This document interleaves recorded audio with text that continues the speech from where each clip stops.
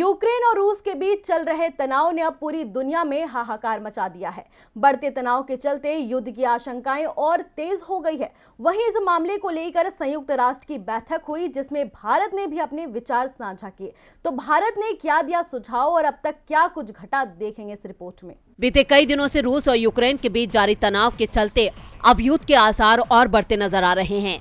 हालांकि दूसरे देशों की तरफ से लगातार इस विवाद को सुलझाने की कोशिश की जा रही है। ऐसे में बिगड़े हालात के बीच संयुक्त राष्ट्र की बैठक हुई, जिसमें भारत भी शामिल हुआ और भारत ने अपना सुझाव दिया।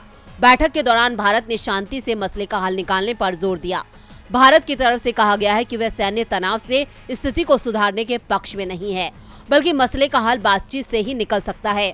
वहीं इससे पहले रूस ने यूक्रेन के साथ बने युद्ध के हालात के बीच बड़ा कदम उठाया है। रूस ने पूर्वी यूक्रेन के डोनेत्स्क और लुंगसक को अलग देश के रूप में मान्यता देने का ऐलान कर दिया है। अब रूस के इस कदम पर यूक्रेन के राष्ट्रपति व्लादिमीर जेलेंस्की की भी प्रतिक्रिया आई है। जेलेंस्की ने कहा कि विद्रोहियों को मान्यता देने के रूस के फैसले से उनको किसी तरह का डर नहीं है। इसके अलावा रूस के इस कदम की यूरोपीय संघ, नाटो के साथ ही अमेरिका और कई देशों ने निंदा की है।